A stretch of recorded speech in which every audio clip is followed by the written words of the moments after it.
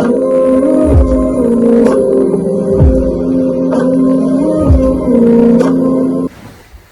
everyone, welcome back to Let Them Know. This is part 2. Of course, if you have not seen the previous parts, I advise you go back and watch them. They are very interesting. And in this part, the first topic we're going to be talking about is the subject of the containers. So twice you have packed full containers of your household and moved to Africa, and twice you've come back. So please elaborate for the viewers why this is. Right, you're very right to talk about packing twice. The first time was in 2014 when I was offered a job by Baker Hughes, which I did mention earlier on.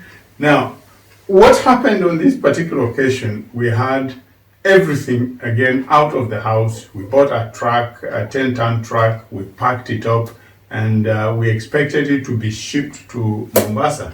But the lady who was doing the shipping for us found a better deal, in quotes, for nearly half the price. But then this was Walvis Bay in Namibia. And by the time she informed me where the truck is gone, it had already sailed off. So we couldn't cancel the order. And we went ahead and paid for it. And then we had to organize on how to get to Namibia and get the truck.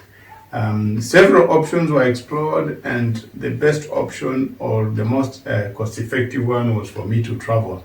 And I went through Nairobi, so I went because I had to first get to Nairobi before I take off.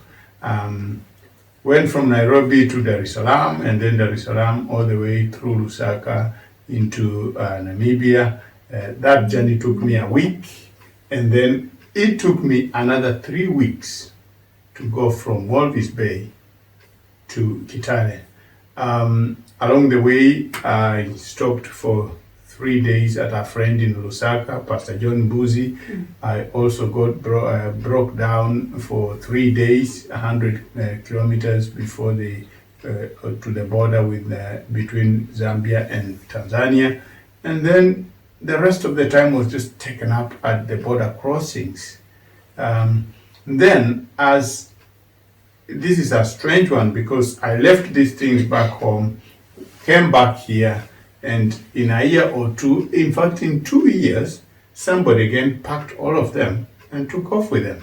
Because this is the trouble of leaving stuff back home, coming back to live in the West, or living in the West when you've already furnished your house back in Africa, and somebody else thinks that this stuff is not being used. I will sweep them and take them to wherever. So that's how we lost them. We tried to make a follow-up, but then we found it was too costly just chasing after seeds and a few other things. Then the second time was June of this year. Again, we dispatched a 40-foot truck from here, and this one went to Mombasa. It eventually got into Nairobi.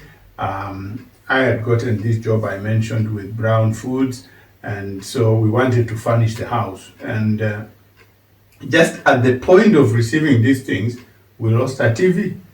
You can't believe it, but we lost our TV. And the people who were helping offload helped themselves on the TV, and we never found it, and nobody could find it. Even the CCTV at the point where we were offloading, which was from a paper charge, could not track who it was that took the TV. So yeah, we've got all that stuff over there again, a fully furnished house in Nairobi, and we just don't know how. We are just hoping, I shouldn't say don't know, but we are hoping that all the stuff that we have in there will be safe until next time when we need them. Of course, I'll just add, we're doing all this because, as my husband has mentioned before, we believe that our final destination will eventually be home.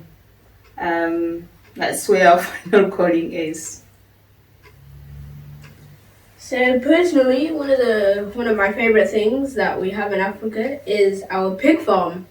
We indeed have a pig farm in Africa, and I would just like to ask you, what's the story behind it? Right. The story behind the pig farm is after all the years in the West, one of the things that we don't want to do is to to go back and live as consumers. We wanted to create jobs, and it is one of the things that I'm very passionate about. We have started the work. It's been going for about 2 years now, and we've got evidence that this is something that can grow into a very it can grow into a profitable business. So the most important thing for us there is not even the profit, but being able to provide jobs for the local youths who can work in the pig farm, to be able to provide a market for for the neighbors' produce, because that will be used to feed the pigs. And then there's a whole ecosystem of activities economic activities that we can create around it. We are looking at having supplying the butchers, the pork butchers in the locality, and even supplying Farmers Choice, which is a premier pork processor in Kenya. And yeah, that is what we are thinking, and that is what is going on. We are very passionate about it. It's coming on very well. We are still sinking money into the project. So far, we haven't realized anything out of it, but it's moving in the right direction. Yeah, I think I can just add by saying that last year we started with 3 pigs. Yeah. And they have grown to 35 pigs now. 35, 39, thereabout, yeah. But the most challenging thing about pig farming that we have realized is feeding. If the pigs have to eat very well and grow very fast, which I think we weren't quite conversant at the beginning, it takes a lot of money. As at the moment, for this number of pigs, we are spending almost £1,000 every single month just feeding the pigs. So that is the challenging part of pig farming, but we are looking forward. That is, of course, very interesting. I have been there myself when I've seen the pig farm, and I'm very happy with it. Another thing I'd just like to ask you is, of course, you don't just sit here at home all day. So what are your hobbies, the both of you? Mine goes fast. I don't think I've got many hobbies, to be honest. When I've been on the ward from 7 to 8 or half 8, I'm just knocked out. All I want is to sit around, eat, and then go to bed. But I like reading. I can sit on books all day long.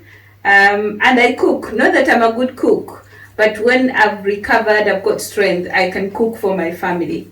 That's it. And we enjoy the food. Yes. I'm sure that you also like knitting, right? You know, you've always knitted. Oh yeah, I do knitting every now and again. I like knitting.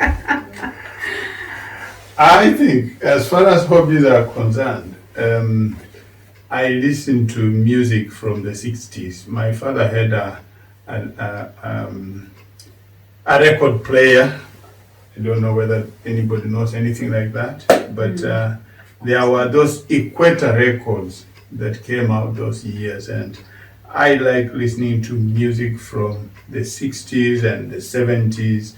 I like listening to choir music from those years, the Arushas and the Morogoros and the Kangundos and Machakos town choirs.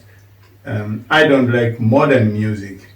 It's very boring, it's a lot of noise and nothing to learn from it, but those who enjoy it have a different opinion. That's just my opinion. My second hobby is cycling. I jump on my bicycle and run about for at least 12 miles or 5 miles every now and then. If I do 4 to 5 trips a week, I'm very happy. Other than that, I used to do running. I used to go for park run. Daniel will remember, he even started the junior park run when we were in Leeds. But since we moved down here, I've predominantly been on the bicycle. I haven't been running as much. And the parkrun dream kind of perished because we are too far from any parkrun. We literally need to drive to get to the parkrun. Just quickly, I don't know if you already remember, but one of my hobbies was, I think, a few years ago, every Saturday, me and Papa we would go to these tennis courts and we'd play tennis, but that stopped a while ago, obviously, because there's no tennis courts, and at this moment in time, you can't really go outside. But anyway, that wraps it up for now. We're going to take a break, and then when we come back, we're going to hear of their love and marriage. Thank you.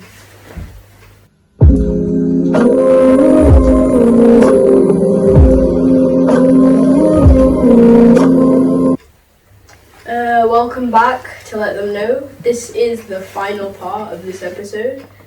We will now be talking about how long they've been married and what made them to love each other.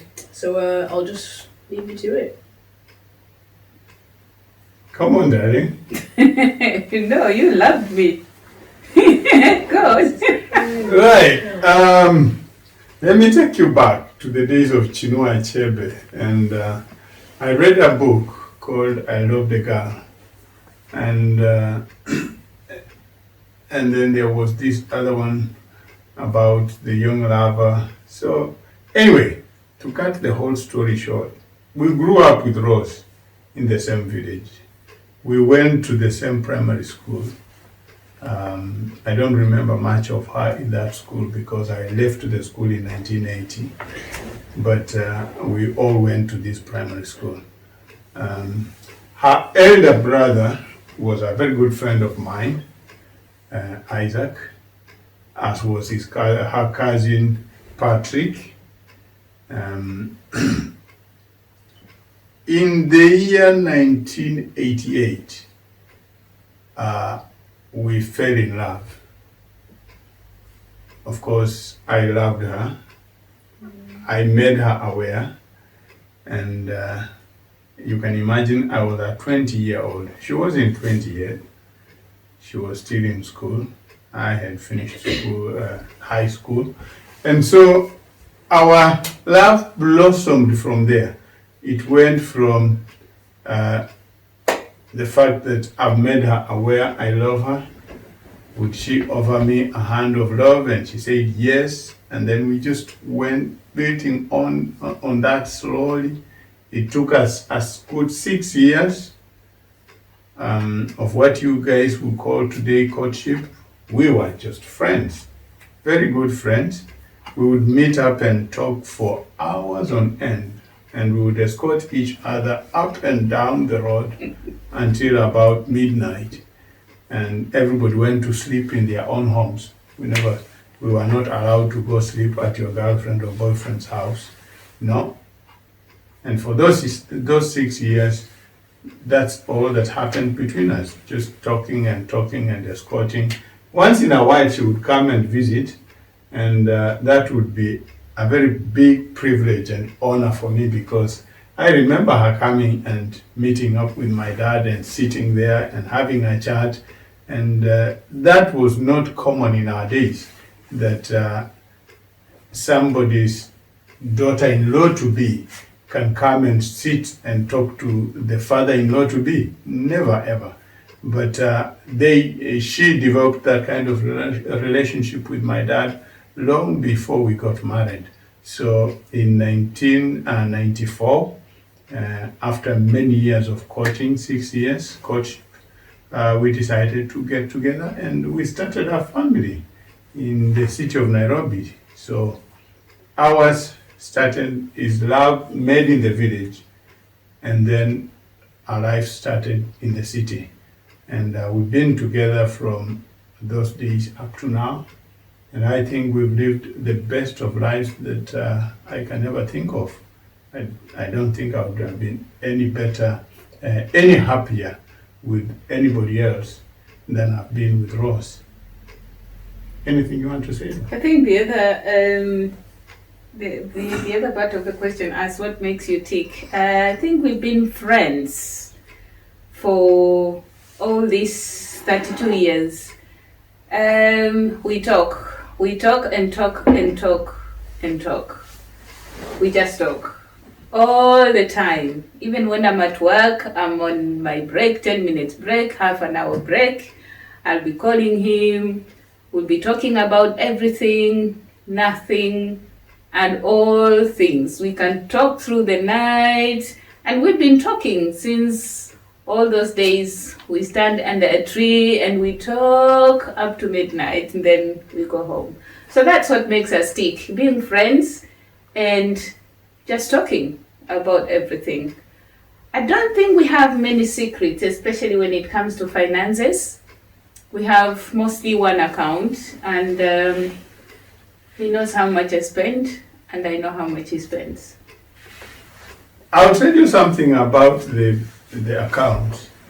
When we first started, obviously everybody had an account because she was in her job, I was in my job. We started off with separate accounts, and then I was too generous, gave away all my money, just giving it away to people in need. And she said she's going to be helping me to manage this money. And I said yes. So I closed down my account and joined myself into her account. And that's about 1996 maybe.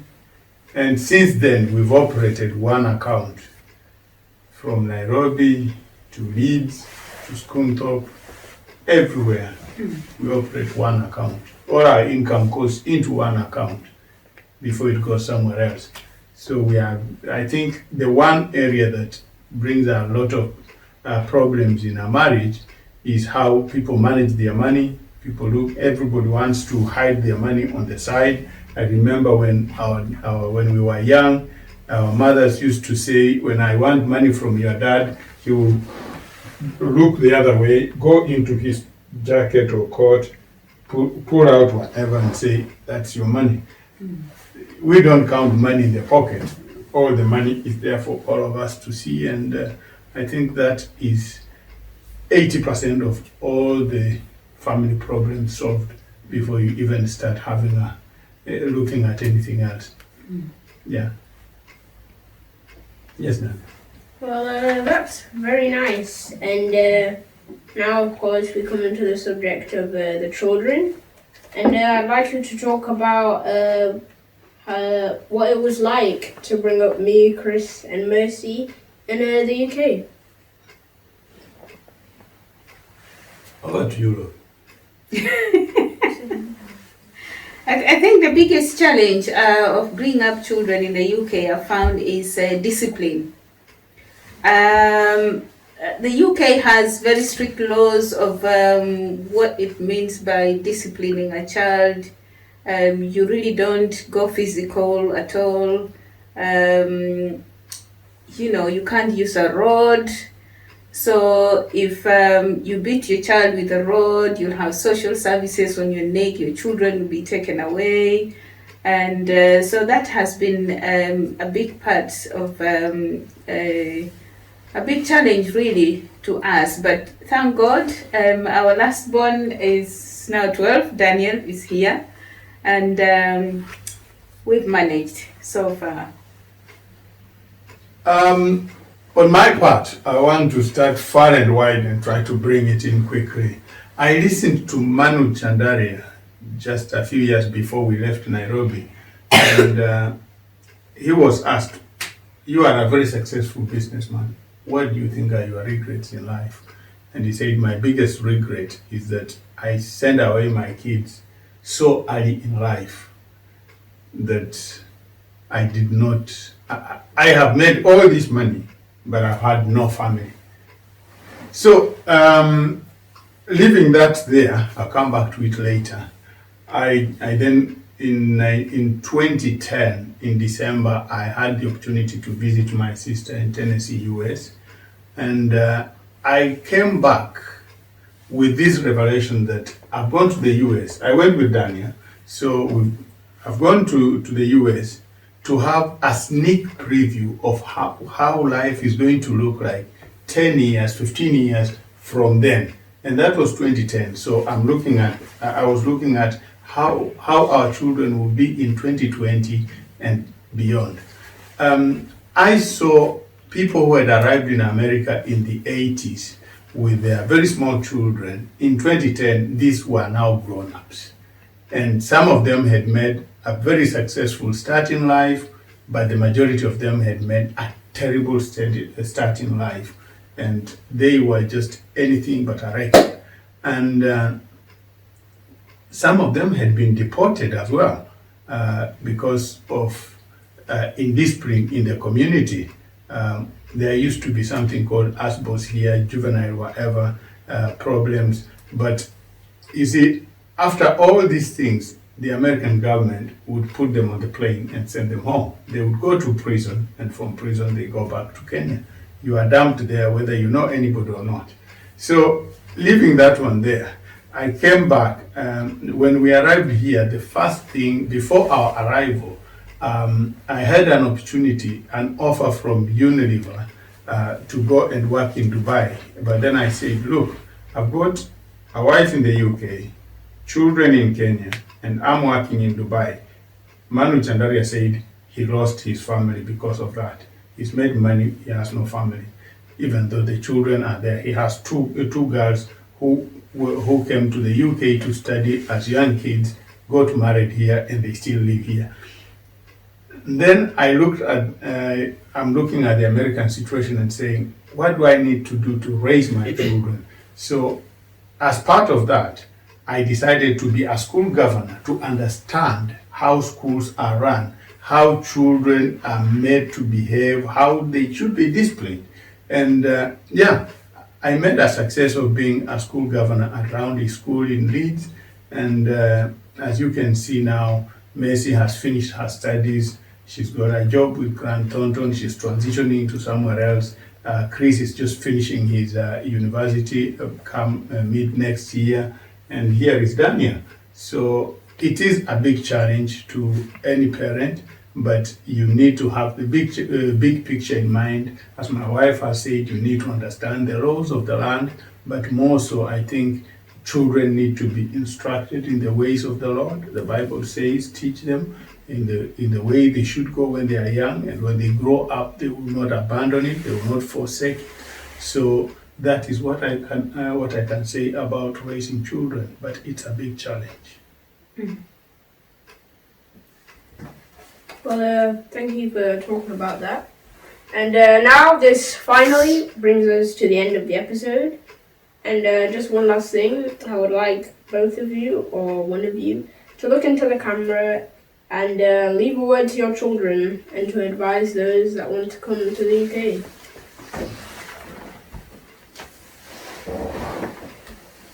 Come on, darling. My wife does this day in, day out, so she will have heard and she will have seen and knows so many ways about. I think that is the whole essence of this program. Let them know. What I would say is, to my children, we have brought you up, as I've said earlier on in the previous statement, that in the ways of the Lord.